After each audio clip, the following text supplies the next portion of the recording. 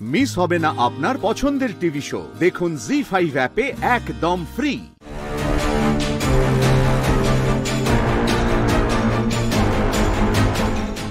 আমি বুঝতে পারছি আমার সময় হয়ে এসেছে। আমি আর বাঁচবো না। আমি মরে গেলে আমার যা আছে সব অনাথ আশ্রমে দান করে দিও। বাবা, তুমি মরতে যাবে কেন? হাতে গুলি লাগলে কেউ মরে? তুমি আমাদেরকে বাঁচানোর জন্য নিজের গায়ে গুলি খেয়েছো। তোমার কিচ্ছু হতে দেবো না আমরা। হিরো বাবু, আপনি এক্ষুনি একটা অ্যাম্বুলেন্স ডাকুন তো। হ্যাঁ, এক মিনিট।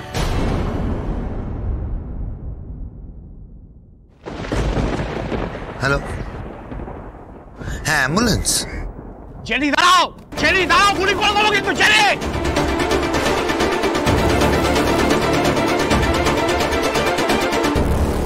জেনি! ওই তো এসে গেছে। এক্ষুনি সব ঠিক হয়ে যাবে।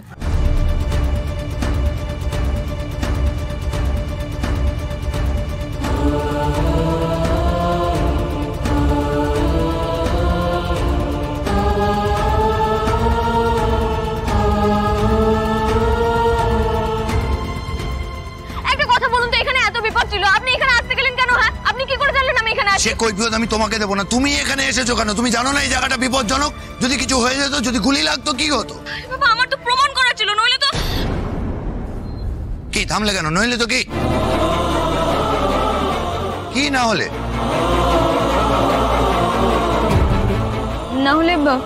জেঠু বাবা নিজের বাড়িতে কখনো ফিরতে পারতেন না। আর তুমি?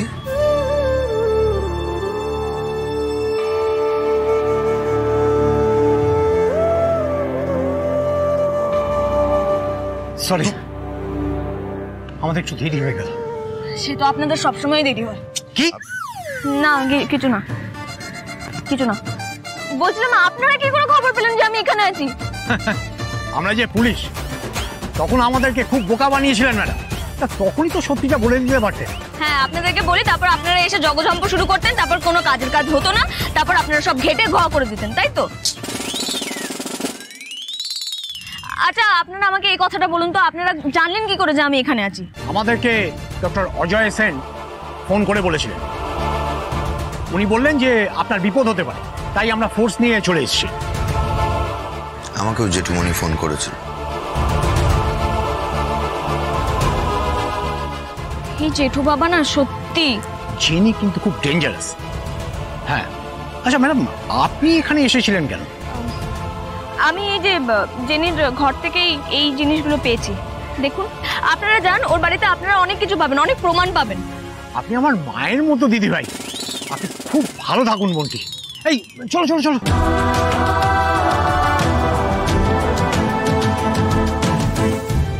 চল। কোথায়?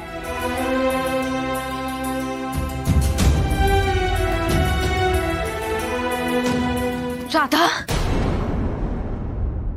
এসব তুই জানিস আমি চেয়েও ঠাকুরকে ডাকতে পারিনি, ঠাকুরের কাছে প্রার্থনা করতে পারিনি।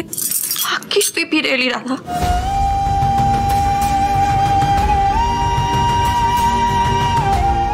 রাধা,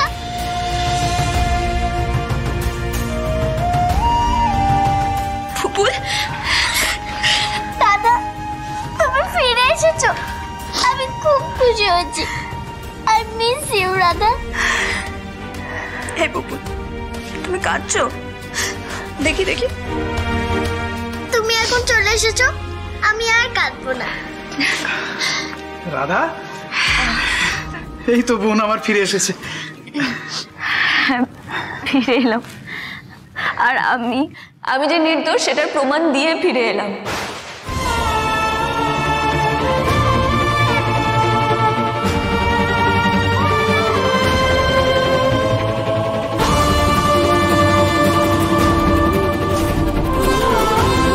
আমি মিথ্যে কথা বলিনি বর্মা।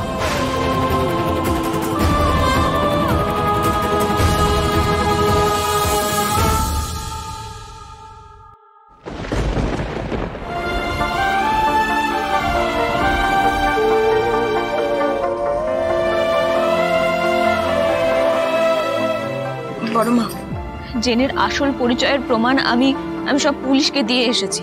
ওই মেয়েটা একটা জোচ্চোর, মিথ্যেবাদী, ইচ্ছে করে ওই মিথ্যে কথাগুলো বলেছিল সেদিন।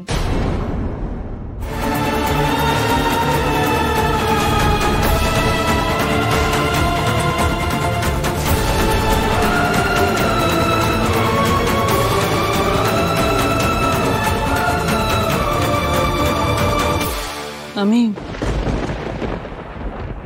ভুল করেছি রাধা, যদিও জীবনে বেশিবার আমি এই কথাটা বলিনি, তবে না না না, তোমাকে আমি রাধা বলবো না, এ বাড়ির বড় বউ তুমি, তোমাকে আজ থেকে আমি বড় বউ বলে ডাকবো।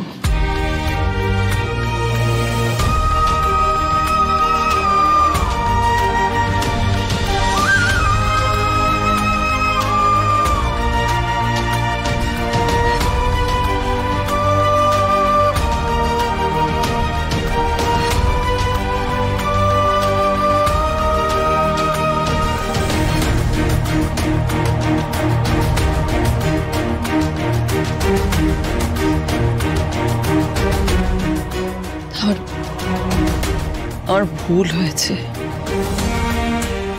সত্যি অনেক বড় ভুল হয়েছে। বড়মা এমন করে বলবেন না, আমি শুধু চেয়েছিলাম যে সত্যিটা সবার কাছে প্রমাণ হয়ে যাক, ব্যাস।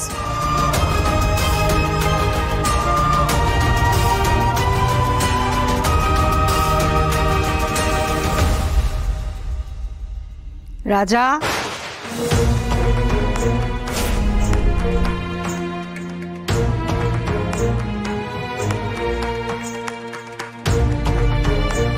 হ্যাঁ মা, চল। হ্যাঁ চলো। মা তুমি এখন কোথায় যাচ্ছ? আমি রাধাকে নিয়ে এলাম, তুমি দেখতে তো পাচ্ছি বাবা।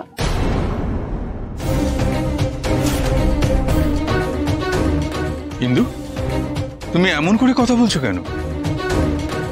রাধা অনেক বড় কাজ করেছে, কিন্তু মেঘা যেই পরিবারের নাকি কেউ নয়, সে মৃত্যুর সঙ্গে লড়াই করছে, সেটা কেউ ভাবলো না। সবাই চলে আসলো তাকে একা ফেলে।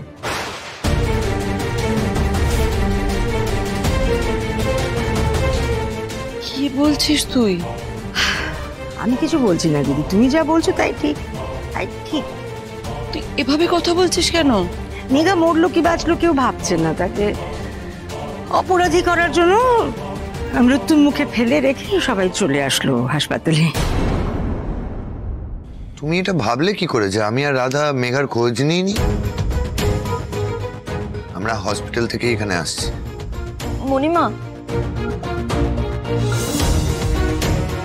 গুলি না মেঘা দিদির হাতের পাশ দিয়ে গেছে, আর ডাক্তার বলল মেঘা দিদি এখন সুস্থ আছে, এখন ঘুমোচ্ছে।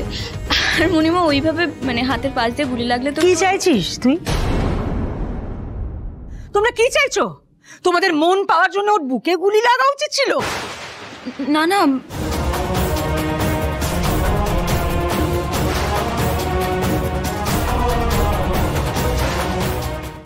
জি5 ডাউনলোড করুন আর সব এপিসোড দেখুন একদম ফ্রি।